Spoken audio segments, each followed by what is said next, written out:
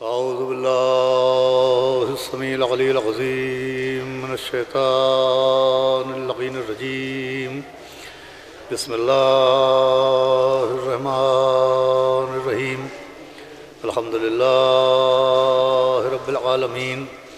الصلاة والسلام على سيدنا ونبينا وشفيعنا وطبيب قلوبنا ومولانا مقتدانا بالقاسم محمد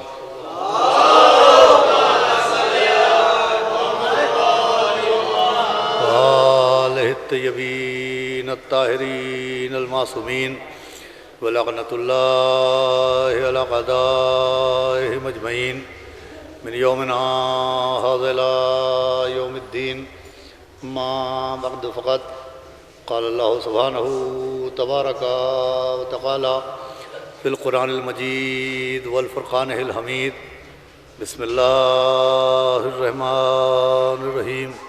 ان اللہ وملائکتہ یصلون علی النبی یا ایھا الذین آمنوا صلوا علیہ وسلموا تسلیما.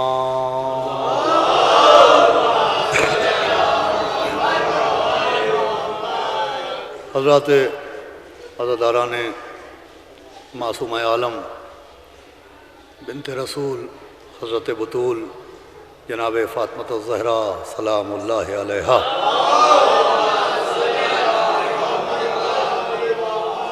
روز شہادت اور شب جمعہ کی مناسبت سے میں نے آپ کے سامنے مناسب جانا کہ سورہ احزاب کی اس آیت کو تلاوت کیا جائے جس میں خداوند عالم نے اول اہمیت صلوات اور فضیلت صلوات کو بیان کرنے کے بعد تمام صاحبان ایمان کو صلوات بھیجنے کا حکم دیا.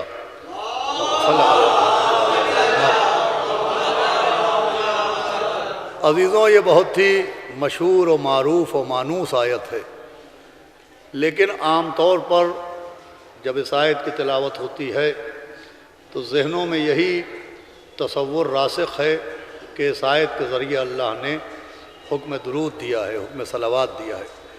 لیکن اگر اللہم صلی علی محمد و آل محمد اگر بصارت کے ساتھ بصیرت پیدا ہو جائے تو اس آیت میں آیت ایک ہے اور حکم دو ہیں. ایک حکم صلوات ہے اور دوسرا حکم وسلموا تسلیما ہے.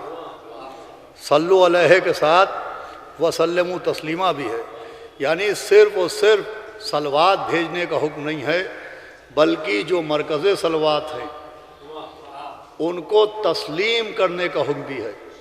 اور صرف تسلیم کرنے کا حکم نہیں ہے، ویسے تسلیم کرنے کا حکم ہے جیسے تسلیم کرنے کا حق ہے. یعنی صرف زبان سے اقرار صلوات بہت نہیں ہے، کافی نہیں ہے، بلکہ دلوں سے محمد و آل محمد کی عظمتوں کو تسلیم کرنے کا حکم. اور تسلیم بھی ایسی کہ جو تسلیم کا حق ہے.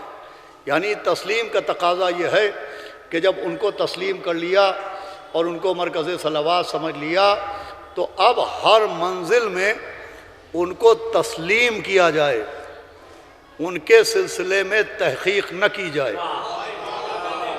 ان کے سلسلے میں تفتیش نہ کی جائے.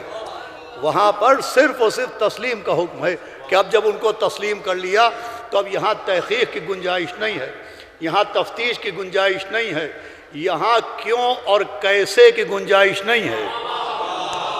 ان کی عظمتوں کے سلسلے میں، ان کے مراتب کے سلسلے میں ہمیں صرف اور صرف تسلیم کی منزل پر قائم رکھنا ہے. دیکھیں، اسلام میں تحقیق بھی ہے، اسلام میں تحقیق بھی ہے اور اسلام میں تسلیم بھی ہے. مگر تحقیق کہاں ہے؟ تحقیق وہاں ہے جہاں کسی گناہگار نے کچھ کہا تحقیق ہوگی، کسی خاطی نے کہا تحقیق ہوگی، کسی غیر معصوم نے کہا تحقیق ہوگی، کسی فاجر نے کہا تحقیق ہوگی، کسی فاسق نے کہا تحقیق ہوگی. مگر رسول نے کہا یہاں تسلیم کی منزل ہے، امام نے کہا یہاں تسلیم کی منزل ہے، قرآن نے کہا یہاں تسلیم کی منزل ہے. ایک صلوات بھیجے محمد و آل محمد.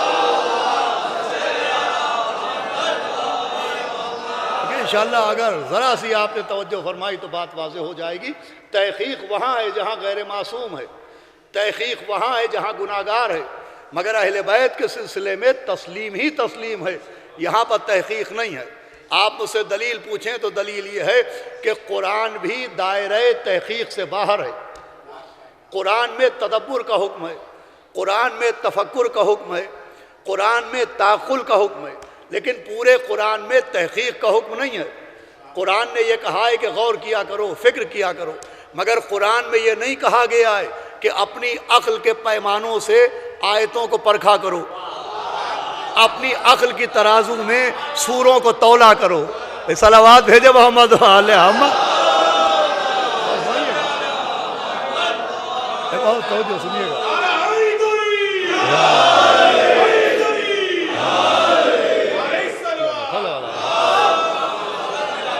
بھائی معیار قرآن کیا؟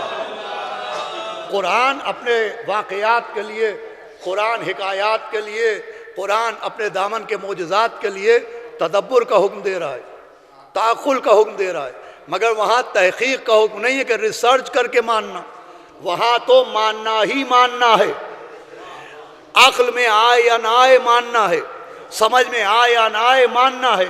قرآن کی منزل تحقیق کی منزل نہیں ہے، قرآن کی منزل توجہ سنیے گا تسلیم کی منزل ہے۔ بھائی قرآن پر اعتراض بھی کیے گئے، بہت سے لوگوں نے کہا یہ من اللہ نہیں ہے، من المحمد ہے، اللہ کی جانب سے نہیں ہے، یہ رسول خدا کی جانب سے ہے۔ تو وہ لوگ جنہوں نے قرآن پر اعتراض کیا کہ یہ اللہ کا کلام نہیں ہے، محمد کا کلام ہے، یہ اللہ کا کلام نہیں ہے، بندے کا کلام ہے، تو اب قرآن نے کیا معیار بنایا؟ دیکھیں قرآن نے کہیں تحقیق کا حکم نہیں دیا۔ قرآن نے تو ابتدائی میں کہا کہ بسم اللہ الرحمن الرحیم، الف لام میم ذالک الکتاب لا ریب فیہ، کہ یہ وہ کتاب ہے کہ جس میں کوئی شک نہیں۔ بھئی یہ جملہ آپ متوجہ ہو جائیں گے۔ دیکھیں قرآن نے اشارہ کیا کہ قرآن میں کوئی شک نہیں ہے، تو جس میں شک نہیں ہے اس پہ تحقیق نہیں ہوگی، بلکہ میں جملہ بدلوں، جس میں شک نہ ہو اس کی تحقیق نہیں ہوگی، جس کو شک ہو اس کی تحقیق ہوگی۔ صلوات بھیجے محمد علیہ محمد۔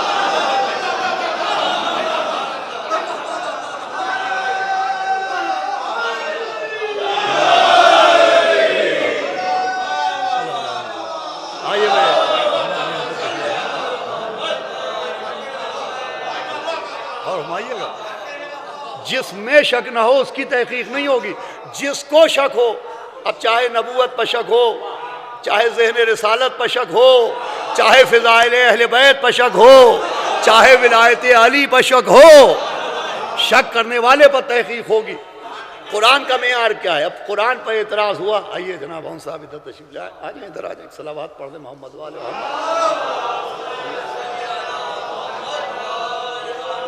بھائی صاحبان علم، پڑھے لکھے افراد خطبہ بیٹھے ہوئے ہیں۔ بھائی پورے قرآن میں کہیں نہیں ہے کہ آیتوں کو پرکھنا پھر ماننا، سوروں کو جانچنا پھر ماننا، قرآن میں کہیں قرآن پر تحقیق کا حکم نہیں ہے۔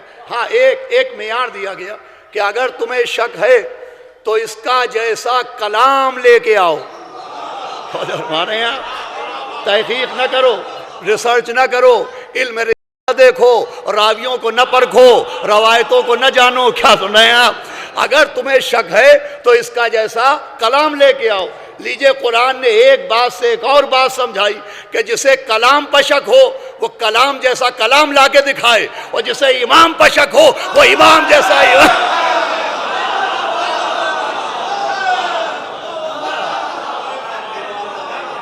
توجہ فرمایا آپ نے، جسے کلام پر شک ہو وہ کلام جیسا کلام لا کے دکھائے، اور جسے امام پر شک ہو وہ امام کا جیسا امام لا کے دکھائے، ایسا امام جس کا کلام ہی امام الکلام ہے۔ یہ جملہ ضائع چلا گیا۔ ایسا امام جس کا کلام بھی امام الکلام ہے، وہ خود امام کلام ہے، وہ کلام امام الکلام ہے۔ دیکھیں کلام کہتے ہیں گفتگو کرنے کو، آپ متوجہ ہو گئے، کلام کرتے ہیں بات چیت کرنے کو، کلام کہتے ہیں گفتگو کرنے کو۔ اچھا گفتگو کرنے کے لیے جب آدمی کلام کرتا ہے تو کلام کرنے کے لیے جملوں کی ضرورت ہے، جملوں کے لیے لفظوں کی ضرورت ہے، لفظوں کے لیے حرفوں کی ضرورت ہے۔ بھائی ایک سنٹینس کاہے سے بنتا ہے؟ ایک جملہ کاہے سے بنتا ہے؟ جملہ تب تک نہیں ہوگا جب تک الفاظ نہ ہوں، الفاظ تب تک نہ ہوں گے جب تک حروف نہ ہوں، حروف کے مجموعے کا نام الفاظ ہے، الفاظ کی ترتیب کا نام جملہ ہے۔ توجہ فرمائیے گا بھائی، کلام کے لیے جملوں کی ضرورت ہے، پوری توجہ فرمائیے گا، کلام کے لیے جملوں کی ضرورت ہے، جملوں کے لیے لفظوں کی ضرورت ہے، اور لفظوں کے لیے حرفوں کی ضرورت ہے، جسے انگریزی میں الفابیٹ کہتے ہیں۔ اچھا، ہر زبان میں کچھ حروف ایسے ہوتے ہیں کہ ان حروف کے بغیر کلام ممکن ہی نہیں ہے، گفتگو ممکن ہی نہیں ہے۔ کچھ حروف ایسے ہیں، کچھ الفابیٹس ایسے ہیں کہ ان کے بغیر گفتگو ہو ہی نہیں سکتی۔ بھئی انگریزی کا زمانہ ہے، انگریزی میں بھی کچھ حروف ایسے ہیں جو واویلز کہلاتے ہیں۔ اب ذرا آپ میری مدد کیجئے گا، میں نے بچپن میں انگریزی پڑھی ہے، مجھے یاد نہیں آتا، آپ مجھے بتائیے گا انگریزی میں کچھ حروف ہیں جو واویلز کہلاتے ہیں۔ کون سے حروف واویلز کہلاتے ہیں؟ ایک اے ہے، او ہے، ای ہے، یعنی یہ واویلز اگر آپ گنیے تو کتنے ہوتے ہیں؟ 5۔ ان 5 حروف کے بغیر، 5 کے بغیر، 5 کے بغیر صلوات بھیج محمد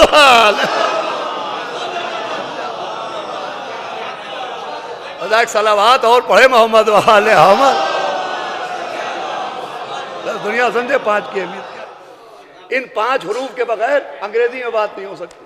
اب سنیے گا، جیسے انگریزی میں ان واویلز کے بغیر، ان 5 حروف کے بغیر انگریزی نہیں بولی جا سکتی۔ اگر کوئی کوشش کرے کہ میں گفتگو کروں انگلش میں مگر یہ واویلز نہ آئیں، یہ حروف نہ آئیں انبر میاں، تو انسان بات نہیں کر سکتا۔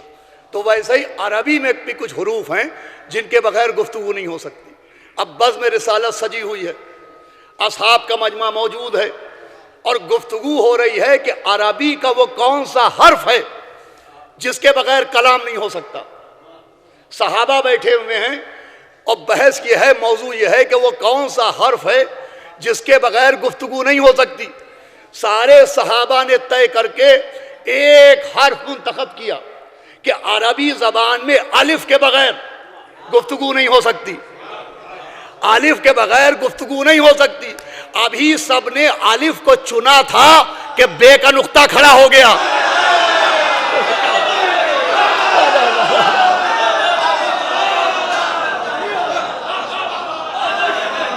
جو مایا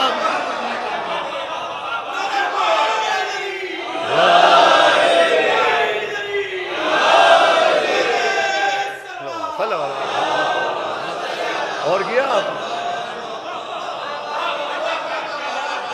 بھائی، نقطہ با اپنی جگہ سے بلند ہوا۔ میرے مولا نے مخاطب ہو کے کہا کیا کہتے ہو کہ اس حرف کے بغیر گفتگو نہیں ہو سکتی؟ کہا یا علی، الف کے بغیر کلام نہیں ہو سکتا۔ مولا علی نے کہا پھر سوچ لو۔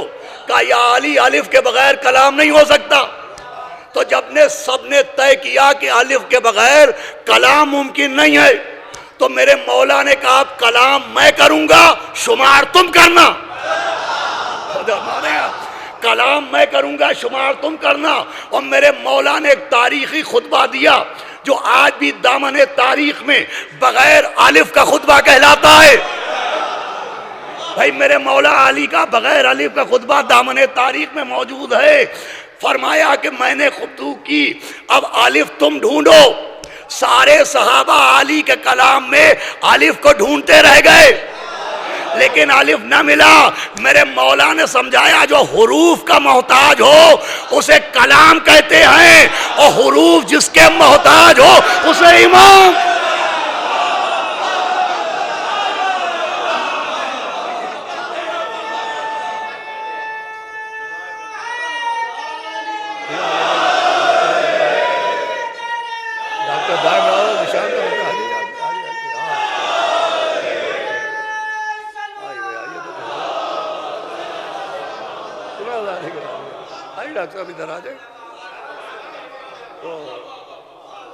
حضران گرامی، کلام تو اگر معیار یہی ہے کہ امام تو امام کے کلام جیسا کلام لا کے دکھاؤ، تو قرآن دائرہ تحقیق کے باہر ہے۔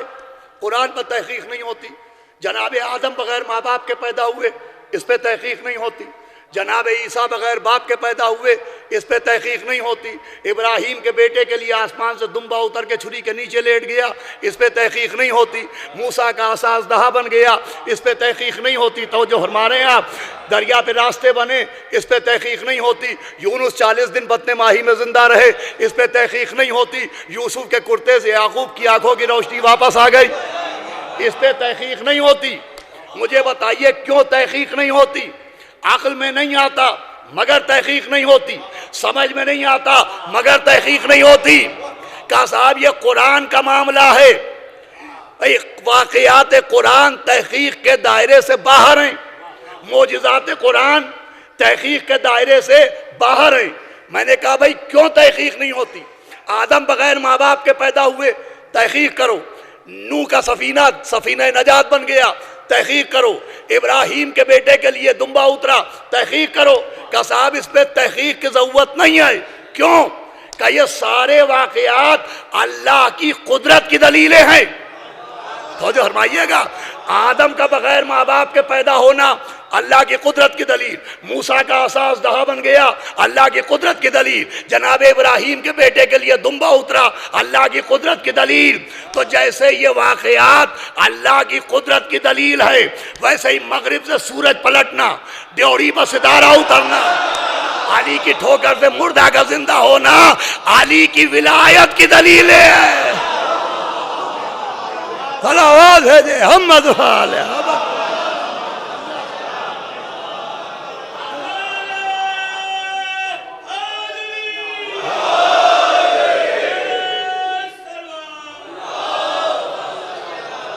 دیکھئے اس پہ کوئی بحث نہیں کرتا۔ بھائی کوئی بغیر ماں باپ کے کیسے پیدا ہو گیا؟ کہ صاحب وہ قادر ہے، تو جیسے وہ قادر ہے ویسے ہی میرا مولا ولی مطلق ہے، وہ اس کی قدرت کی دلیلیں ہیں، یہ ان کی ولایت کی دلیلیں ہیں۔ جن کو لوگ فضائل کہتے ہیں، فضائل کا نام نہیں ہے، ولایت علی کے دلائل کا نام ہے۔ جملہ بڑا قیمتی تھا جو میں نے عرض کیا۔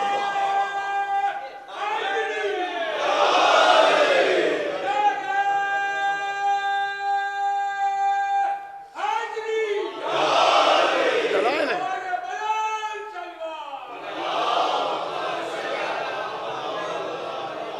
بھائی وہ اللہ کی قدرت کی دلیل ہیں، یہ میرے مولا کی ولایت کی دلیل ہے۔ عجیب بات ہے، قرآن صامت کے واقعات پر تحقیق نہیں ہوتی اور قرآن ناطق کے معجزات پر تحقیق ہو رہی ہے۔ اس کے لیے سندیں پوچھی جا رہی ہیں، اس کے لیے روایتوں کو پرکھا جا رہا ہے۔ ارے بھائی یہ بھی دائرے تحقیق سے باہر ہیں۔ یہ جو مولا علی کے فضائل ہیں یہ تسلیم کی منزل میں ہے، یہ تحقیق کی منزل میں نہیں ہے۔ جیسے اللہ کی قدرت کے لیے اف اور بٹ نہیں ہے، ویسے ہی میرے مولا کے معجزوں کے لیے اف اور بٹ نہیں ہے۔ اور مولا علی کے فضائل صرف مولا علی کی ولایت کے دلائل نہیں ہیں۔ قرآن ثابت نہ ہو اگر علی کے فضائل نہ ہو۔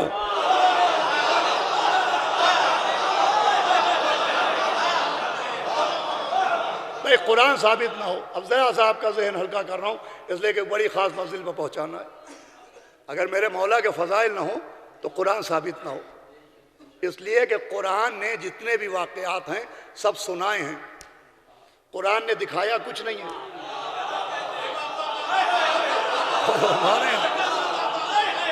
قرآن نے سنایا ہے، دکھایا کچھ نہیں ہے۔ اچھا فطرت انسانی یہ ہے کہ جب تک دیکھ نہ لے تب تک یقین میں اضافہ نہیں ہوتا۔ ہم آپ تو ہم آپ ہیں، حضرت ابراہیم جیسا نبی کہہ رہا ہے پالنے والے دکھا دے کہ تو مردے کیسے زندہ کرتا ہے۔ کہ کیا یقین نہیں ہے؟ کہ یقین ہے مگر اور اضافہ ہو جائے گا۔ تو جب ابراہیم جیسے نبی کے لیے دیدار کی شرط ہے کہ وہ دیکھیں تو اضافہ یقین ہو، تو ہمیں بھی قرآن نے سنایا ہے، ہمیں دکھایا نہیں، اور جب تک دکھائی نہ دے آدمی کو یقین نہیں ہو سکتا۔ قرآن نے سنایا کہ اللہ نے آدم کو دونوں ہاتھوں سے خلیفہ بنایا، دکھایا نہیں۔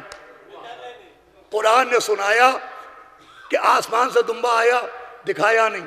قرآن نے سنایا کہ موسیٰ کا عصا اژدہا بن گیا، دکھایا نہیں۔ قرآن نے سنایا کہ عیسیٰ دنیا میں آتے ہی بولنے لگے، قرآن نے دکھایا نہیں۔ اب سنے سنائے پہ یقین کیسے آئے؟ تو اسی لیے قرآن کے ساتھ اہل بیت چھوڑے گئے کہ قرآن واقعات سناتا جائے گا اور معجزات اہل بیت کا آئینہ دکھاتا جائے گا۔ بھائی قرآن نے سنایا کہ اللہ نے آدم کو دونوں ہاتھوں سے خلیفہ بنایا، اب خلیفہ کیسے بنایا ہوگا؟ نبی نے علی کو دونوں ہاتھوں پر اٹھایا، وہ ہاتھوں پر اٹھا کے دکھایا کہ ایسے بنایا ہوگا۔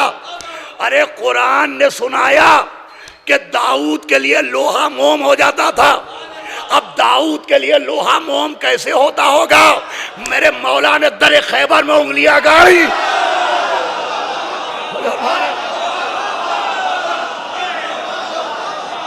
اور سمجھایا کہ ایسا ہوگا۔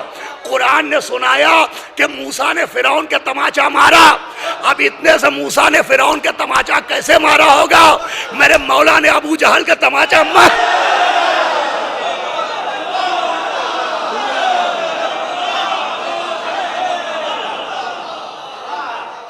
بھائی قرآن نے سنایا کہ تراب کا دشمن آسمان سے نکالا گیا، اب دشمن تراب آسمان سے کیسے نکالا گیا ہوگا؟ نبی نے دشمن ابو تراب کو مکان سے نکال کے بھائی قرآن نے سنایا کہ عیسیٰ نے آغوش مریم میں گفتگو کی، اب عیسیٰ آغوش مریم میں کیسے بولے ہوں گے؟ 13 رجب کو علی آغوش محمد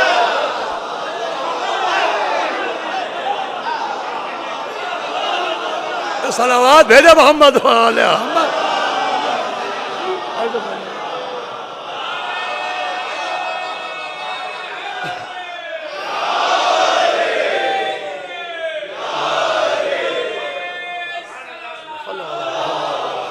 ایسے بولے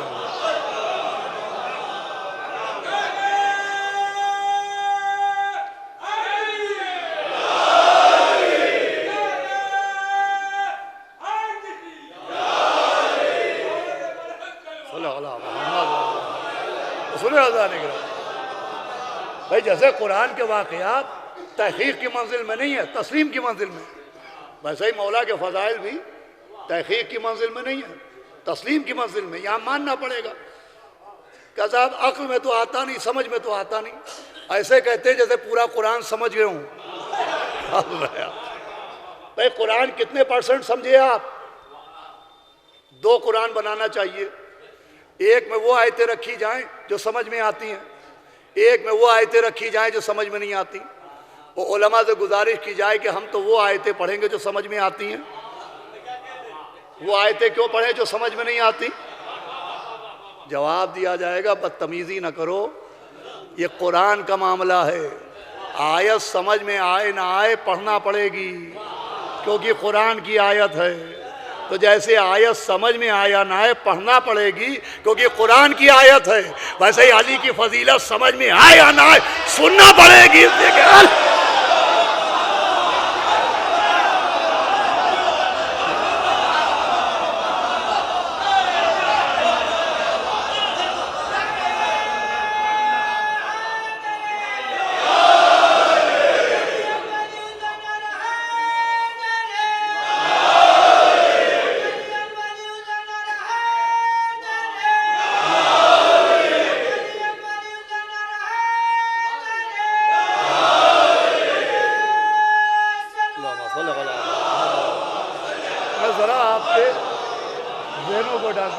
ہلکا کر رہا ہوں انشاءاللہ بھئی، میں اس لیے عرض کر رہا ہوں کہ بھئی آسانی سے فضائل کا انکار ہوتا ہے۔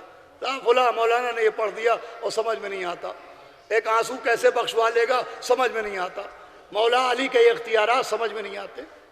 یہ عجیب و غریب بات ہے کہ عقل شائستہ رہی ہر آدمی کے واسطے، ذہنیت الجھی تو مولا علی کے واسطے۔ ہر چیز سمجھ میں آتی ہے، نماز سمجھ میں آ گئی، روزہ سمجھ میں آ گیا، خضاب سمجھ میں آ گیا، اور غیروں میں جائیے تو اونچا پیجامہ سمجھ میں آ گیا، تراویح سمجھ میں آ گئی۔ اور ادھر ہم نے مولا علی کے فضائل بیان کیے، سب کچھ گلے سے اتر گیا اور مولا علی کے فضائل لٹک گئے۔ یہ بات میں کئی بار پڑھ چکا ہوں کہ میں نے کہا کہ میرا گلا شکستہ ہے، کوئی دوا دے دیجئے تاکہ آواز بیٹھنے نہ پائے۔ تو ہمارے مولانا یوسف صاحب نے کہا کہ یہ کیپسول کھا لیجئے انشاءاللہ آپ کا گلا نہیں بیٹھے گا۔ میں نے کیپسول دہن میں رکھا اور پانی پیا تو پانی گلے سے اتر گیا، جیسے نماز اتر جاتی ہے، جیسے تراویح اتر جاتی ہے، جیسے اونچا پیجامہ اتر جاتا ہے، اور کیپسول اٹک گیا ڈاکٹر صاحب جیسے مولا علی کے فضائل اٹک جاتے ہیں۔ میں نے کہا کہ آپ کمسن ہو کے مجھ سے مذاق کر رہے ہیں، یہ کیسا کیپسول دیا جو میرے گلے ہی سے نہیں اترتا، بتائیے کیا کیا جائے؟ کیپسول کی تحقیق ہوگی یا گلے کو چیک کروایا جائے گا؟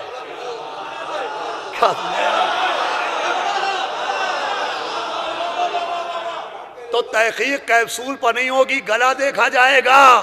تو میرے مولا کے فضائل بھی ایک کیپسول ہیں جس میں آدم کا علم ہے، نوح کا تقوی ہے، ابراہیم کی خلت ہے، موسیٰ کی ہیبت ہے، یوسف کا زہد ہے، یوسف کا جمال ہے، عیسیٰ کا زہد ہے، کل ایمان ہے، مرد میدان ہے، وسیع رسول ہے، شوہر بطول ہے، جناب امیر ہے، مولا غدیر ہے، قطب الاقطاب ہے، حبیب الاحباب ہے، کتاب مستور ہے، صاحب طور ہے۔ اب جس کے گلے سے فضائل علی کا کیپسول نہیں اترتا وہ فضائل پر انگلی نہ اٹھائے، عقیدے کی مشین پر گلا چیک کروائے، کہیں بغض علی کا کینسر تو نہیں ہو گیا۔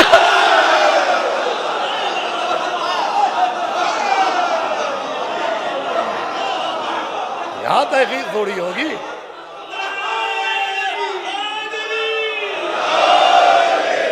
تحقیق کی منزلیں اور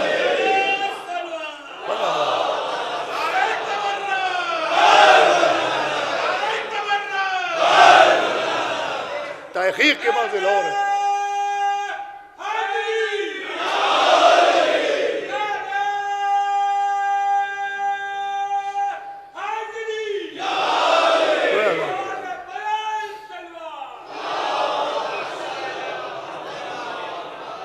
اب میں آپ کو اس ذاکری کی وادی سے تاریخ کے دامن تک پہنچاتا ہوں۔ جیسے قرآن تحقیق کے دائرے سے باہر ہے، تسلیم ہی تسلیم ہے، ویسے ہی مولا علی بھی دائرے تحقیق سے باہر ہیں، وہاں بھی تسلیم ہی تسلیم ہے۔ اب اہل سنت تک نے اپنی کتابوں میں واقعہ لکھا کہ خالد ابن ولید نے، خدا کی لعنت ہو، اس کے عذاب میں اضافہ ہو، جب وہ یمن گیا تو اس نے مولا کائنات کے خلاف نبی کو ایک خط تحریر کیا اور بریدہ نام کے صحابی کے ذریعے نبی کو وہ خط بھیجا، خط لکھ کے نبی کی خدمت میں بھیجا۔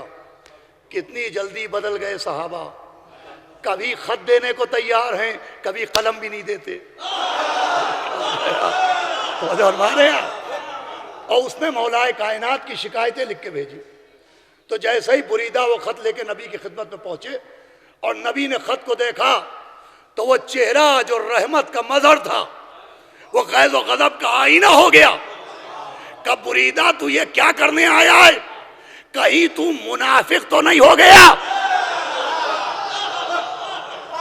آپ نے واہ واہ کی اپنی جگہ، لیکن مجھے یہ بتائیے کہ قانون شریعت کیا کہتا ہے؟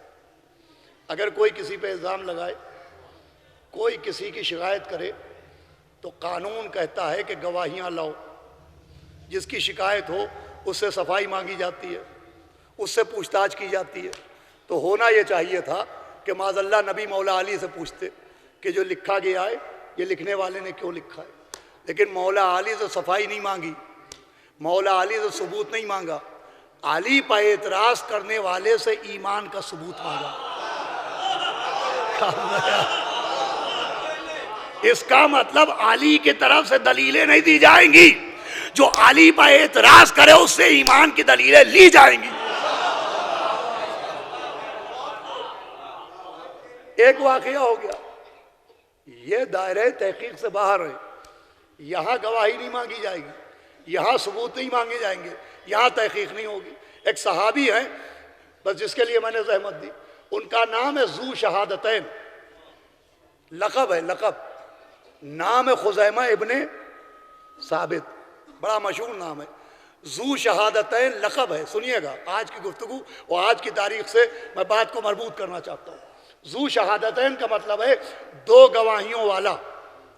یہ نبی کا ایک ایسا صحابی ہے جس اکیلے کی گواہی دو گواہیوں کے برابر مانی جاتی ہے۔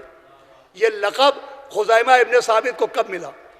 واقعہ موجود ہے کہ ایک دن ایک یہودی بزم پیغمبر میں آیا اور اس نے آ کے کہا کہ اے عبداللہ کے بیٹے، تم نے مجھ سے قرض لیا تھا، وہ قرضہ کب ادا کرو گے؟ توجہ رکھیے گا آپ، ایک یہودی نے نبی سے کہا کہ تم نے مجھ سے قرض لیا تھا، وہ قرضہ کب ادا کرو گے؟ تو نبی نے کہا میں تو تیرا قرضہ ادا کر چکا ہوں۔ تو اس یہودی نے کہا کہ اگر قرضہ ادا کیا ہے تو کوئی گواہ دو، کوئی گواہ دو۔ نبی سے کس نے گواہ مانگا؟ یہودی نے۔ ارے کیا بنایا؟ اس کا مطلب معصوموں سے گواہی مانگنا پرانے یہودیوں کی پرانی ہے۔ بھلا صلوات بھیجے محمد علیہ۔ گواہی لاؤ۔ یہودی گواہی مانگ رہا ہے کہ اگر جب تم نے قرضہ واپس کیا تو کون موجود تھا؟ کوئی گواہ ہے؟ تو ایک مرتبہ خزیمہ ابن ثابت اپنی جگہ سے کھڑے ہوئے، وہ کہا میں گواہی دیتا ہوں کہ نبی نے تیرا قرضہ ادا کر دیا۔ یہودی نے گواہ مانگا تو خزیمہ ابن ثابت کھڑے ہوئے، وہ کہا میں گواہی دیتا ہوں کہ نبی تیرا قرض ادا کر چکے۔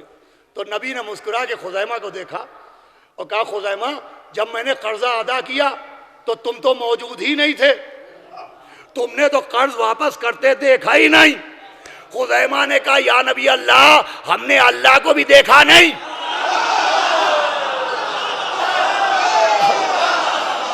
فرمائیے گا، ہم نے اللہ کو بھی دیکھا نہیں، آپ نے کہا اللہ ہے تو ہم نے بغیر دیکھے گواہی دے دی، آپ نے کہا اللہ ہے تو ہم نے بغیر دیکھے گواہی دے دی۔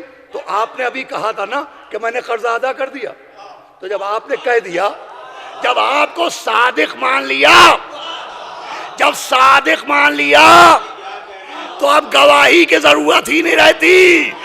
کاش یہ بات دنیا سمجھ لے، ارے جو صادق جس کی گواہی صادق جو کہہ دے، جب صادق سے گواہ کی ضرورت نہیں ہوتی تو جیسا صادق نے صدیقہ کہو، جیسے صادق نے صدیقہ کہو، وہاں بھی گواہی کی ضرورت نہیں ہے۔ لیکن نبی کو صادق کہا تھا کفار مکہ نے، نبی کو صادق کا لقب دیا کفار مکہ نے، مگر سیدہ کو کفار نے لقب نہیں دیا ہے۔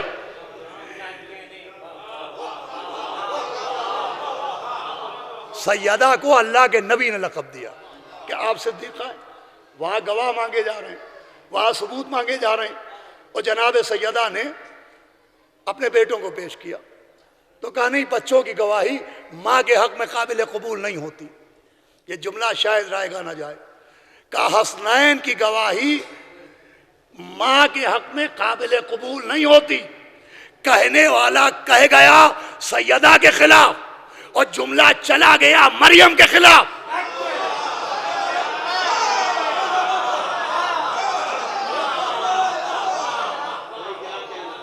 جملہ گیا مریم کے خلاف۔ ارے بھائی، جب اگر معاذ اللہ حسنین کی گواہی سیدہ کے لیے کافی نہیں تو عیسیٰ کی گواہی مریم کے لیے کہاں سے کافی ہو جائے گی؟ پھر مولا علی نے گواہی دی، مگر مولا علی کی گواہی کوئی نہیں مانا، حالانکہ وہاں تحقیق کی گنجائش نہیں ہے۔ عجب دیکھیے، عجب تماشا ہے، بس سنیے گفتگو آخر میں۔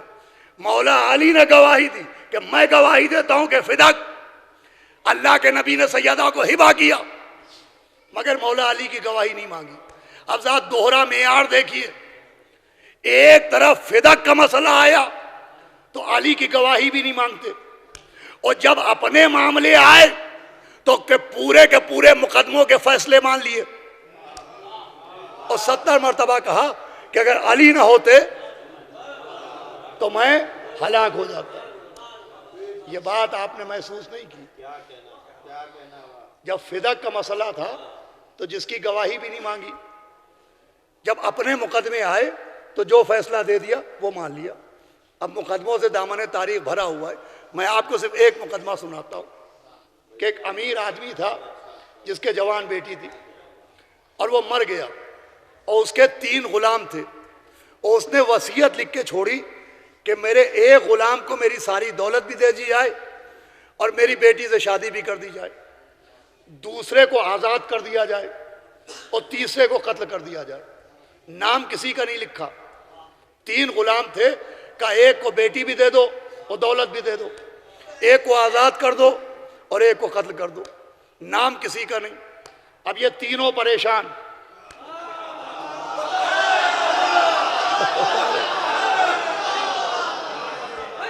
بھئی عدد ہی منحوس ہے.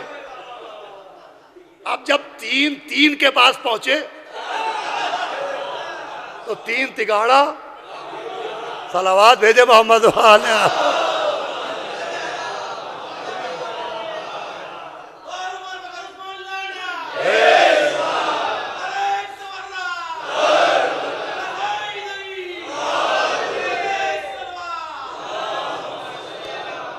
اب نام تو کسی کا ہے نہیں. اب کس کو اس شخص کا داماد بنایا جائے اور دولت دی جائے، اور کسے آزاد کیا جائے اور کسے قتل کیا جائے. اب آخر مولا علی تک پہنچنا پڑا. کہا یا علی یہ مسئلہ ہے. مولا کائنات نے تینوں کو دیکھا اور پھر آواز دی کہ قمبر میری تلوار لانا. قمبر تلوار لے کے آئے. مولا علی نے ایک غلام کو تلوار دی، کہا جا اور اپنے آقا کی قبر پر جا کے قبر کو کھود کے اس کی لاش نکال کے اس کا سر کاٹ کے لیا. اس نے تلوار کو چھوتے ہی چھوڑ دیا.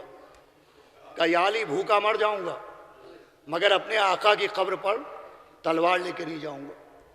مولا علی نے کہا کنارے کھڑا ہو جا. دوسرا آگے بڑھا. مولا علی نے اسے تلوار دی، کہا تو جا اپنے آقا کی قبر کھود اور سر کاٹ کے میرے پاس لیا.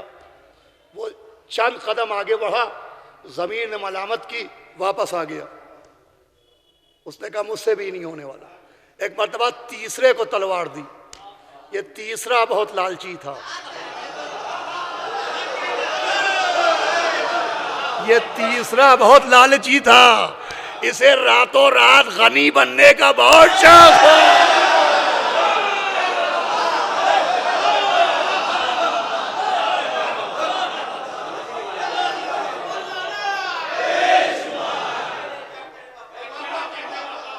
یہ دوڑتا ہوا اپنے آقا کی قبر کی طرف چلا. مولا نے کہا قمبر جاؤ، جیسے ہی یہ قبر کھودے اسے گرفتار کر کے لے آؤ. وہ دوڑا اور تلوار اٹھا کے قبر کھودنا چاہی تھی کہ قمبر نے کلائی پر ہاتھ رکھ دیا. واپس لے کے آئے. مولا علی نے آواز دی جس نے تلوار چھوئی بھی نہیں اسے بیٹی بھی دی جائے، دولت بھی دی جائے. جو چند قدم آگے بڑھ کے واپس آ گیا اسے آزاد کر دیا جائے. اور یہ جو اپنے آقا پر تلوار اٹھا رہا ہے اسے قتل کر دیا جائے. مولا علی نے سمجھایا جو اپنے آقا پر تلوار لے کے آئے صلوات بھیجے محمد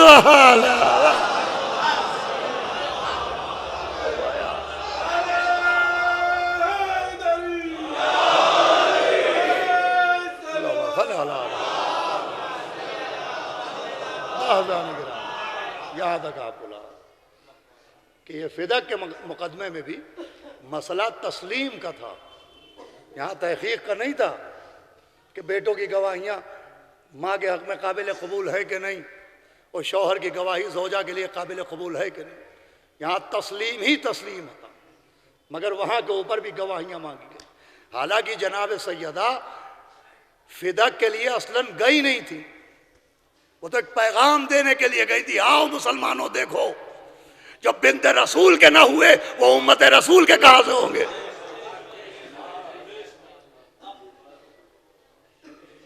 انہیں معلوم تھا فدق نہیں ملے گا. بس آخری بات ہے، انہیں خبر تھی کہ میں دعویٰ کروں گی مگر فدق دیا نہیں جائے گا. اب ایک بات کئی بار پڑھ چکا ہوں اور اس بات کو میں اپنی نجات اپنی آخرت کے لیے پڑھتا ہوں کہ لوگ پوچھتے صاحب وہ معصومہ ہیں، بے شک ہیں. کہ وہ عالمہ غیب ہیں، بے شک ہیں. کہ کیا ان کو معلوم نہیں تھا کہ فدق نہیں ملے گا؟ تو اچھی تھا معلوم تھا. کہ جب معلوم تھا کہ فدق نہیں ملے گا تو آپ نے فدق کیوں مانگا؟ تو ہم سے یہ نہ پوچھئے کہ کیا سیدہ کو نہیں معلوم تھا کہ فدق نہیں ملے گا. ہمیں یہ بتائیے کہ کیا سیدہ کے بابا کو نہیں معلوم تھا کہ کاغذ و قلم نہیں ملے گا؟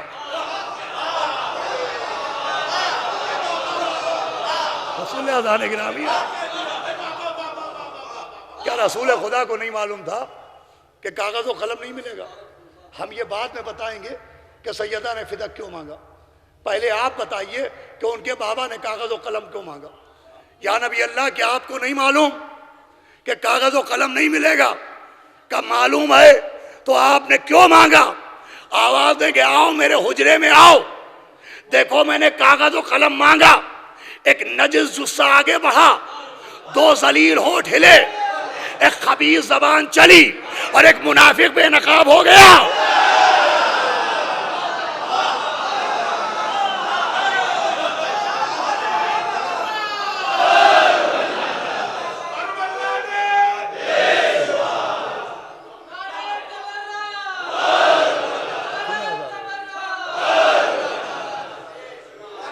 ایک خبیث بے شمار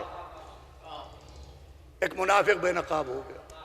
اب سمجھ میں آیا، ایک کو باپ نے قلم مانگ کے بے نقاب کیا، ایک کو بیٹی نے فدق مانگ کے بے نقاب کیا۔ بھئی یہ بات لکھنؤ کے باہر میں کہیں پڑھتا تو یہ ہوتا کہ سمجھ میں نہیں آتا۔ حالانکہ دیکھیے یہ کھلا ہوا جھوٹ ہے۔ اگر کوئی یہ کہے کہ صاحب ہم محب اہل بیت ہیں اور فرش اعضاء پر بیٹھ کے ہماری سمجھ میں نہیں آتا، یہ جھوٹ ہے۔ اس لیے کہ محبان علی کو اللہ نے ایک خاص نعمت دی ہے کہ جب وہ قبر کے اندر جاتے ہیں تب بھی کاندھا ہلا کے کہا جاتا ہے سن و سمجھ۔ جو قبر کے اندر نہ سمجھ نہیں ہوتے وہ فرش کے اوپر نہ سمجھ کہاں سے ہو جائے؟ سنیے گا آخری جملہ ہے بھائی، ایک کو باپ نے، میرے ساتھ رہیے گا، قلم مانگ کے بے نقاب کیا، ایک کو بیٹی نے، بھائی صاحب میرے ساتھ رہے آپ، فدق مانگ کے بے نقاب کیا، ایک کو باپ نے بے نقاب کیا قلم مانگ کے، ایک کو بیٹی نے بے نقاب کیا فدق مانگ کے، مگر فرق یہ رہا کہ دوسرا پہلے بے نقاب ہوا۔ سمجھئے گا بھائی، دوسرا پہلے بے نقاب ہوا اور پہلا بعد میں بے نقاب ہوا۔ شاید اسی لیے قانون لعنت بنا کہ دوسرے پر پہلے لعنت، پہلے پر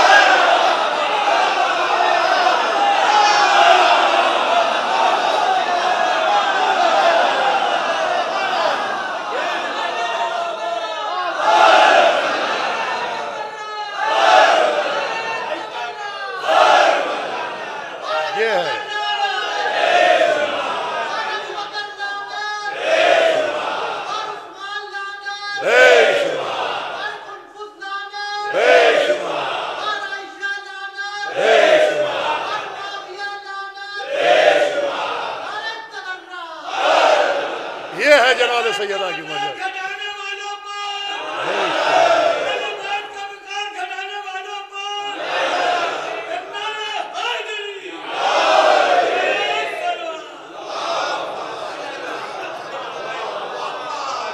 دو چار منٹ زیادہ ہو جائے مجھے معاف کر دیجیے۔ یہ ہے مجلس، جناب سیدہ کی مجلس ایسا ہی ہونا چاہیے۔ قاتل زہرا کے معاملے میں اشاروں کنایوں میں گفتگو نہیں ہونا چاہیے۔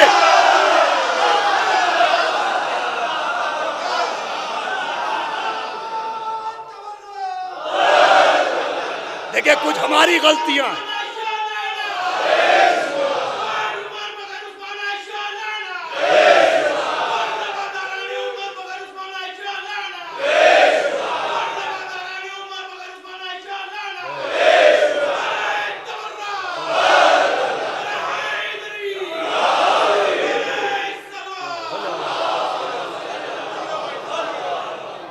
یہاں کے اوپر یہ لعنت سب سے بڑی عبادت ہے،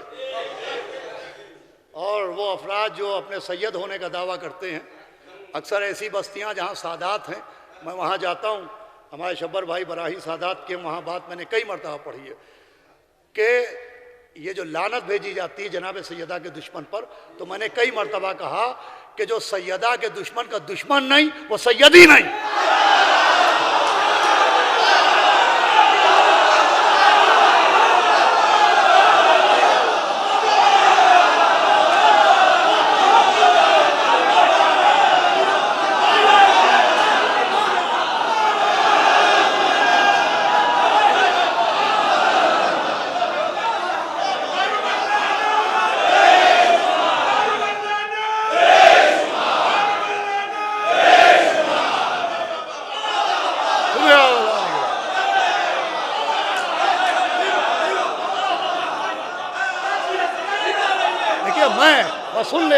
دامن وقت میں زیادہ گنجائش نہیں. مولا سلامت رکھ کے دیکھیے بہت سی غلطیاں ہماری ہیں. ہم اہل سنت حضرات کے اوپر اعتراضات کرتے ہیں تو ان کے سنی رہ جانے میں کچھ رول ہمارا بھی ہے.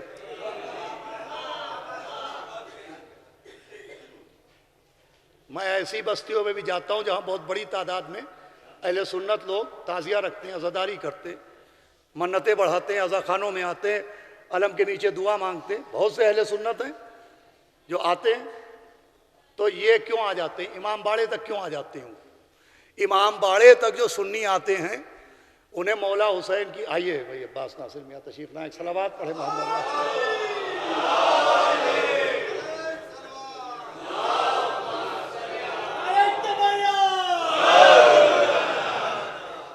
نہ جانے کتنی جگہ سنی بھائی, سنی حضرات عزا خانوں میں آتے ہیں, ماتم مجلس میں شریک ہوتے ہیں. وہ کیوں ہوتے ہیں؟ وہ اس لیے ہوتے ہیں کہ امام حسین کی محبت کہیں نہ کہیں ان کے دل میں ہوتی ہے. انہیں امام باڑے تک جو طاقت پہنچاتی ہے اس طاقت کا نام ہے عشق حسین. مگر مجھے یہ بتائیے جو امام باڑے تک آ جاتے ہیں وہ 12 اماموں تک کیوں نہیں پہنچ پاتے؟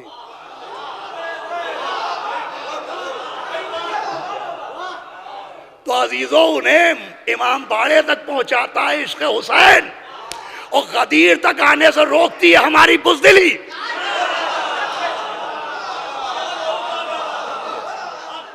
کہ ادھر وہ عزا خانے میں آئے اور ہم ممبر پہ آئے اور ہم سے کہا سنبھل کے پڑھیے گا.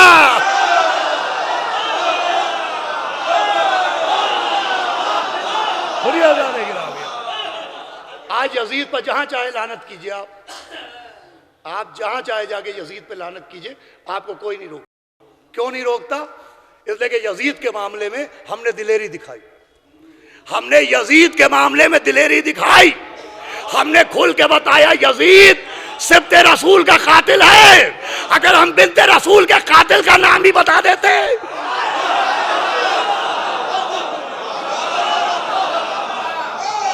بھائی جیسے ہم نے بتایا کہ سبط رسول کا قاتل یزید ہے, اگر ہم بتا دیتے کہ بنت رسول کا قاتل عمر ہے تو جیسے یزید پر لعنت ہوتی ہے عمر.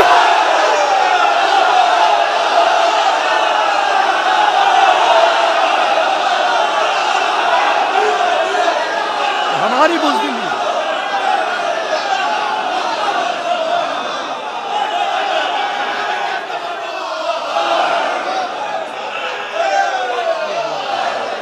یہ ہماری بزدلی ہے.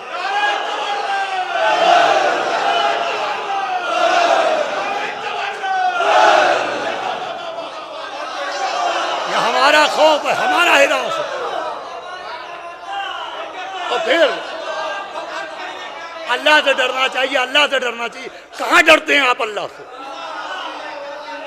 آپ لوگوں سے ڈرتے ہیں, آپ منافقوں سے ڈرتے ہیں. ابھی لا حول ولا قوت الا باللہ العلی العظیم پر تو عقیدہ ہے نہیں, لا الہ الا اللہ پر کہاں سے ہوگا؟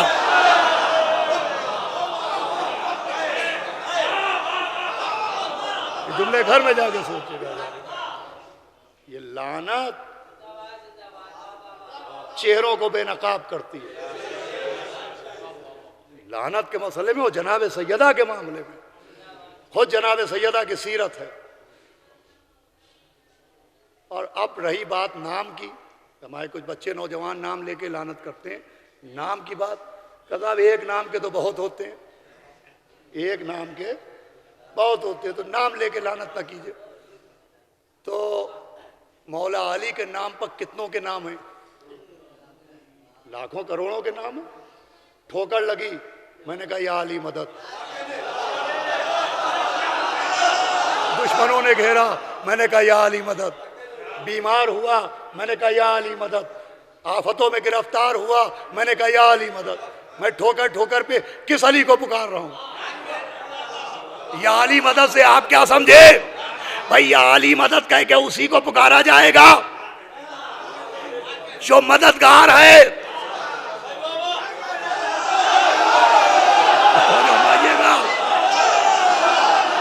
بھائی جیسے یا علی مدد سے وہی علی سمجھ میں آتا ہے جو ولایت کا مرکز ہے، تو بر عمر لعنت سے وہی عمر سمجھ میں آتا ہے تو لعنت۔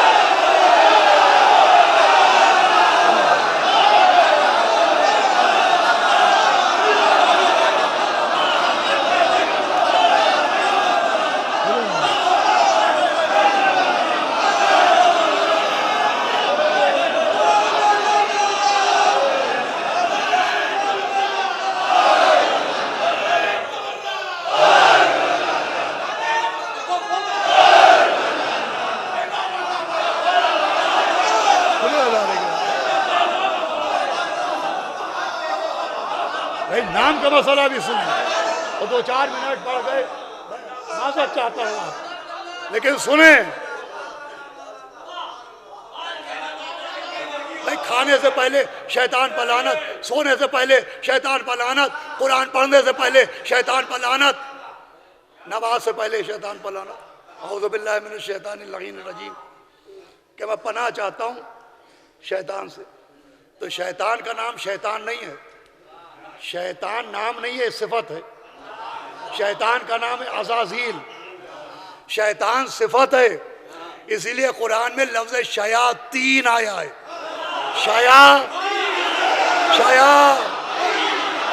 صلوات بھیجے محمد و آل محمد۔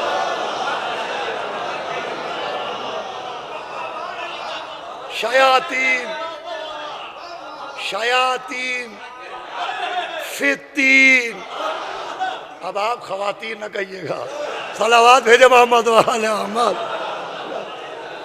صلوات آواز بلند بھیجے محمد و آل محمد۔ آخری جملہ سنیں، اور جناب سیدہ تو مجھے اس کا اجر لینا ہے۔ یہ میں اپنی تسکین قلب کے لیے، اپنے ایمان کی جلا کے لیے، مرتے وقت مولا علی کو چہرہ دکھانے کے لیے پڑھتا ہوں۔ خدا جانتا ہے، بی بی سیدہ جانتی، تو 21 شیطان پہ لعنت۔ شیاطین پورا قبیلہ ہے اس کا، بہت بڑا خاندان ہے، بہت بڑا کنبہ ہے۔ وہ اس لیے بھی ہے کہ جب اللہ نے شیطان کو مردود بارگاہ کیا تو اس نے اللہ سے گزارش کی تھی کہ پالنے والے، جہاں یہ طاقت مانگی تھی کہ مجھے طولانی عمر دے دے، اور پھر یہ دعا مانگی تھی کہ میں سب کو دیکھوں اور سب مجھے نہ دیکھیں، وہیں ہمارے چھوٹے بھائی ناصر ملت مولانا عباس ناصر سید بقاتی ہماری تصدیق کے لیے موجود ہیں کہ تفسیر میں ہے کہ اس نے یہ بھی کہا تھا پالنے والے، اگر آدم کے ہاں 2 بیٹے ہوں تو میرے ہاں 4 ہوں، وہاں 4 ہوں میرے یہاں 8 ہوں، وہاں 8 ہوں میرے یہاں 16 ہوں۔ اس کی یہ اپلیکیشن بھی ریجیکٹ نہیں ہوئی، یہ بھی ایکسیپٹ ہوئی۔ اللہ نے کہا آدمیوں کیا کم ہوں گے، تیرے یہاں زیادہ ہوں گے۔ وہیں سے فیصلہ ہوا بنی ہاشم کم کیوں ہیں، بنی امیہ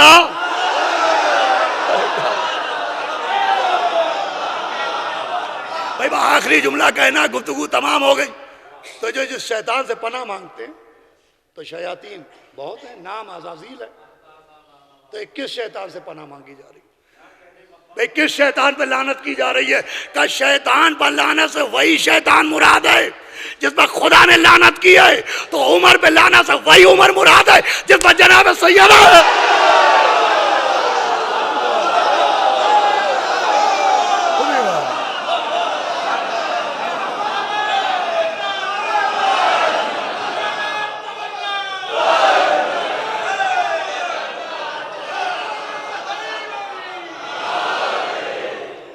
اور پھر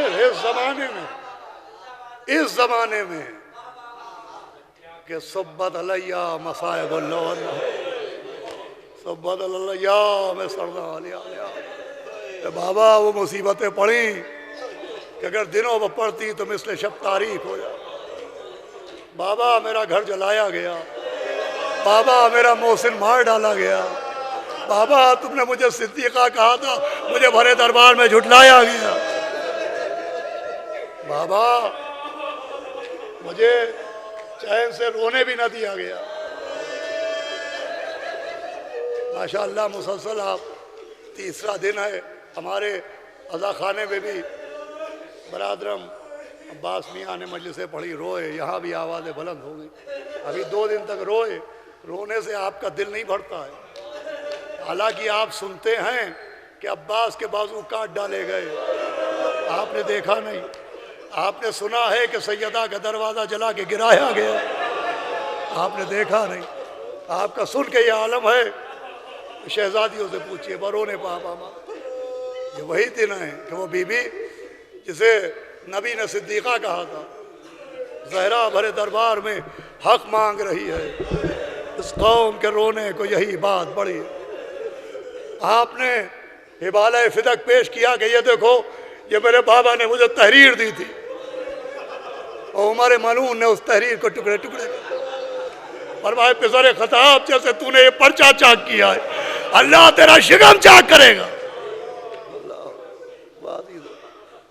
آج 13 تاریخ ہے، اور معتبر تاریخ تو 3 جمادی الثانی مانی جاتی ہے، مگر مظلومہ بی بی کہ 28 سفر سے یہ جتنا زمانہ گزرا، یہ وہی زمانہ تھا جب آپ کے پہلو پر جلتا ہوا دروازہ گرایا گیا، آپ کا مسائل ڈھائیں گے اور رونا چاہیے۔ دیکھیے 2 معصوم ایسے ہیں کہ جب بھی ان کا نام آیا سارے معصومین روئے۔ ایک تو کربلا کا غریب مسافر، دل کی زینت درد حسینی، سر کی زینت پائے حسین، آنکھ کی زینت خالص آنسو، لب کی زینت۔ دیکھیں کہیں کی بات ہو، آپ تاریخ پڑھیے تو مولا حسین پر کیسے کیسے روئے ہیں امام۔ 5ویں امام بیٹھے ہیں، اور ایک صحابی نے کہا حضرت میں چاہتا ہوں کہ بار بار آپ کی زیارت کروں، مگر میں بہت دور رہتا ہوں، یہ دوری بڑی مصیبت ہے، بڑے فاصلے پہ ہوں، اور فاصلے کا بڑا غم ہے کہ فاصلے کی وجہ سے آپ کی زیارت نہیں کر پاتا۔ امام کی آنکھوں میں آنسو آئے، کہ فاصلے کا غم تو ہمیں بھی ہے۔ کہا آقا آپ کو کاہے کا فاصلہ؟ کہ ہمارے جد مظلوم کی قبر کا فاصلہ۔ 2 نام، ایک مولا حسین کا نام اور ایک کسی بی بی کا نام، کہ ایک شخص چھٹے امام کے پاس آیا اور کہا حضرت میرے گھر میں بیٹی پیدا ہوئی ہے۔ امام نے کہا بیٹی مبارک ہو، تو نے کیا نام رکھا؟ کہ میں نے بیٹی کا نام آپ کی جدہ کے نام پر فاطمہ رکھا۔ آپ کی آنکھوں سے آنسو بہنے لگے۔ کہا آقا آپ رو رہے ہیں، کہ یہ نام رکھنا مناسب نہ تھا؟ کہ نہیں، اس سے بہتر کیا نام ہوگا؟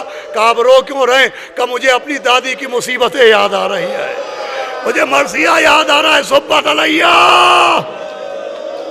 مصائب اللہ۔ پھر ایک شخص نے کہا کہ حضرت آپ اپنی دادی کی کوئی مصیبت بیان کریں۔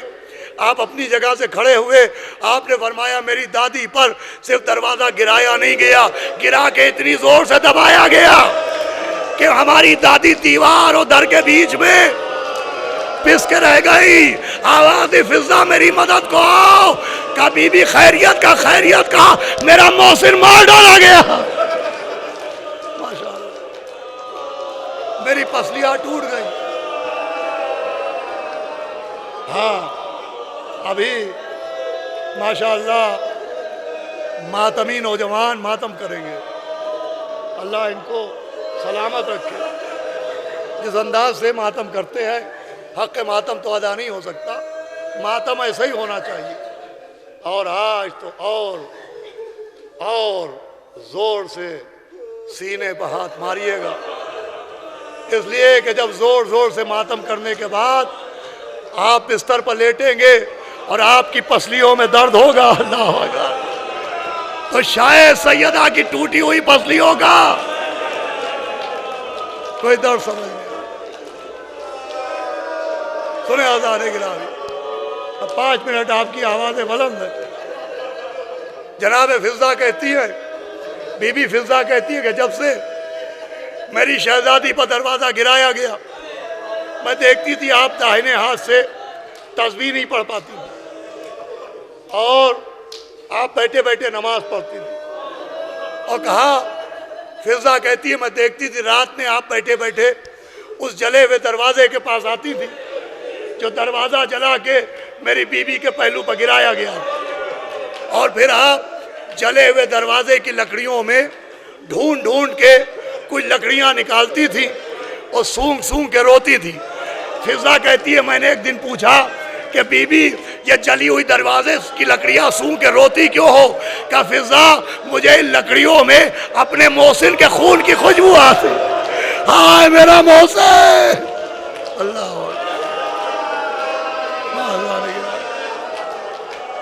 میں آپ کی اجازت ہو تو 2 یا 3 منٹ اور پڑھ لوں۔ دیکھیں یہ بات میں اکثر گھروں کی مجلسوں میں پڑھتا رہتا ہوں ادھر کہ موتیں ہر گھر میں ہوتی ہیں، جنازے ہر گھر سے نکلتے ہیں، لیکن جس گھر سے میت نکلتی ہے پھر ایک دن اس گھر سے بارات بھی نکلتی ہے۔ جس گھر میں قہقہوں کی رونے کی آوازیں آتی ہیں اسی گھر سے قہقہوں کی آوازیں آتی ہیں۔ لیکن ہائے میری مظلومہ بی بی، اللہ جسے ٹھیک سے رونے بھی نہ دیا گیا۔ مولا علی نے آپ جس روضے کی شبیہ میں بیٹھے بیت الحزن، یہ بیت الحزن بنایا، اس میں بی بی سیدہ جا کے روتی تھی۔ 13 جمادی الاول یا 3 جمادی الثانی سیدہ کے رونے کی آواز بند ہو گئی، اس لیے کہ وہ گھر سیدہ ہی کے لیے بنا تھا کہ سیدہ آئیں اور اپنے بابا کو روئیں۔ اب وہ گھر بنا تھا بی بی سیدہ کے لیے کہ وہ اپنے باپ کو روئے۔ ہونا یہ چاہیے تھا کہ اب اس گھر سے کوئی آواز نہ آتی، لیکن تاریخ کہتی ہے 50 برس بعد پھر بیت الحزن سے رونے کی آواز آئی۔ ہم نے پوچھا یہ کس کی آواز ہے؟ کہا کہ عباس کی ماں ام البنین رو رہی ہے، ام البنین رو رہی۔ اب تک آواز آتی تھی واہ محمدہ، اب آواز آ رہی ہے واہ حسینہ۔ امام باڑہ مولا علی نے بنایا، شبیہ جناب ام البنین نے بنائی، اپنے بیٹوں کے نام لے کے قبر کا نشان بنا کے پوچھتی تھی میں تمہیں روؤں؟ پھر کہتی تھی ابھی نہیں تمہیں روؤں گی، تمہاری رونے والی ماں موجود ہے، پہلے اس بےکس حسین کو روؤں جس کی ماں موجود ہے۔ یہ ہو گیا، 1 منٹ میں لسٹ تمام۔ جناب سیدہ، ابھی میں نے پڑھا کہ جلے ہوئے دروازے کی لکڑیاں سونگ سونگ کے اپنے محسن کو یاد کر کے روتی تھی۔ اب وہی گھر تھا، وہی ڈیوڑھی تھی، وہی جگہ تھی۔ 50 برس گزرے کہ ایک اور بی بی اسی گھر میں آ گئی، جس کی مانگ بھی اجڑی ہوئی تھی، جس کی گود بھی اجڑی ہوئی تھی، جس کا نام میرا باپ تھا، جو کبھی سائے میں نہیں بیٹھتی تھی، سیدہ کی بہو تھی، سیدہ کے گھر میں آئی، کبھی سائے میں نہیں بیٹھی، مگر جب میرا باپ دنیا سے چلی گئی اور غسل ہو رہا تھا تو ایک عورت نے دیکھا کہ میرا باپ کی چادر میں کچھ بندھا ہے۔ اس نے کہا بیبیوں شاید زیور ہوں گے۔ اب جو چادر کھلی تو زیور نہیں نکلے، علی اصغر کے جھولے کی لکڑیاں۔ ارے جس گھر میں فاطمہ آئے میرا محسن، اسی میں میرا باپ آئے میرا اصغر، آئے میرا ششمہ، آئے میرا پیاسا۔ اللہ